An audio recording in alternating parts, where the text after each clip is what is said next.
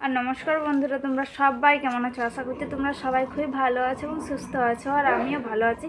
আর এখন দুপুর 12:30টার মতন বাজে, আর আমি আর আমার মেয়ে দুজনেরই স্নান টান হয়ে গেছে। আর আজকে দুপুরের রান্নাবান্না আমি সকালবেলায় করেছি, কারণ দুপুরবেলা রান্না করতে একেবারে ইচ্ছাও করে না। আর মানে বাইরে উনুনটাতে মানে অনেক গরম, সেই জন্য মানে আর রোদও লাগে, সেই জন্য আর রান্না করি না। আর গ্যাসে হচ্ছে মানে গ্যাস মানে ফুরিয়ে যাবে বলে আর গ্যাসে আমি রান্না করছি না, কারণ সামনে অনুষ্ঠান আছে, তোমাদের গ্যাসে রান্না বান্না করতে হবে।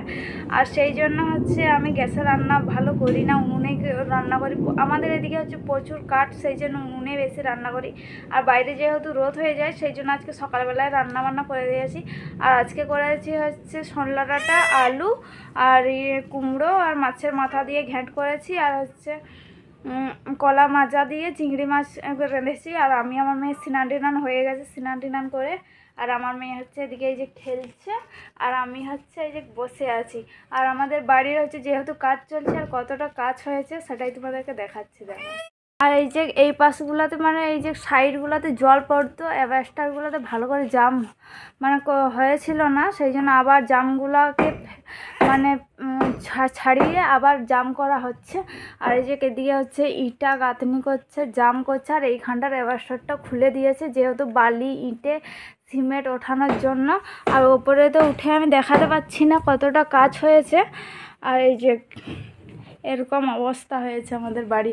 আর মানে আমাদের বৃষ্টির দিনে এলে প্রচুর কষ্ট হতো, কারণ চারদিকে মানে এই যে জল পড়তো। এইখানে রান্না করতাম বৃষ্টির দিনে, যেহেতু বৃষ্টির দিন তো বাইরে রান্না করা হতো না। আর এই যে এই পাশেও জল পড়তো, সেই জন্য এইখানেও রান্না করতে পারতাম না। আর এই পাশে হচ্ছে বালি রেখেছে এই যে। আর এই যে ইটা অনেক ইটা তুলেছে, আর এই যে অর্ধেক ইটাগুলো এখানে রেখে দিয়েছে, যদি লাগে আবার মানে দিতে হবে তাহলে।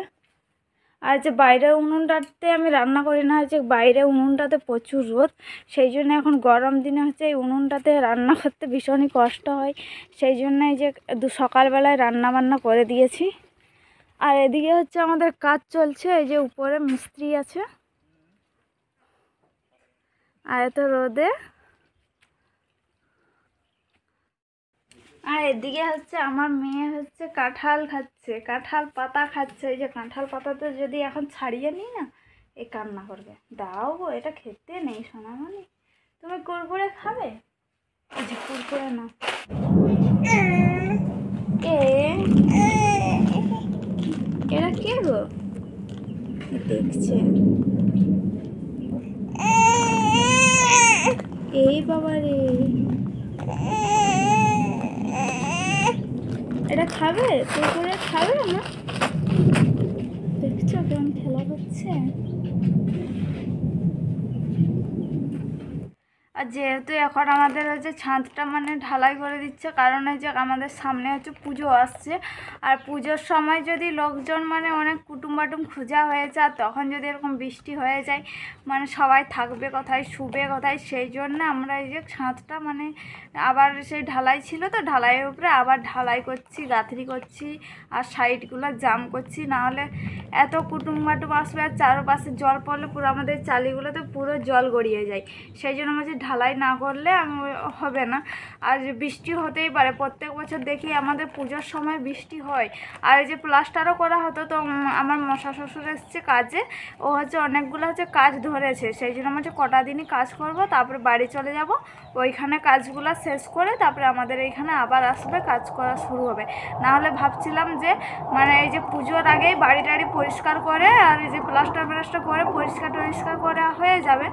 কিন্তু আমার মশা শ্বশুর মানে থাকতে চাইছেন না, বলছে দুদিন মতন এই যে কাল এসছে আজ থাকবে, বলছে কালকের দিকে ঘর চলে যাব। আর এই যে আমার মেয়ে না একটুও না সারাদিন মানে থাকতেই চাই না, মানে যেহেতু দুটো লোক আছে মানে কাজ করার জন্য, তাদেরকে হচ্ছে খেতে টেতে দিতে হবে। আমার মেয়ে না একটু যে শুয়ে থাকবো সেটাও না, শুয়ে থাকতেই চাই না, প্রচুর কান্না করতে থাকে, আর শুধু ঘুরতে চাই সারাক্ষণ। আর এদিকে হচ্ছে আমি আর আমার মেয়ে ঘুরছি, আর আমার মেয়েকে হচ্ছে আজকে চুটকি করে দিয়েছি, চুটকি। আর এই যে আর এখনও উঠোন মুঠোন কিছু ঝাঁট দিইনি, মাজা ধোয়া কিচ্ছু করতেই পারিনি। আর মা হচ্ছে বালি মানে চালছে, আর বাবা হচ্ছে আজকে বৃহস্পতিবার যেহেতু হাট, সেই জন্য হাটে গেছে। আর এই যে এদিকে হচ্ছে এই যে উঠোন কত নোংরা হয়ে আছে, ঝাঁট দিতেও পারিনি, কিচ্ছু না। আচ্ছা এই পুচকিটার জন্যে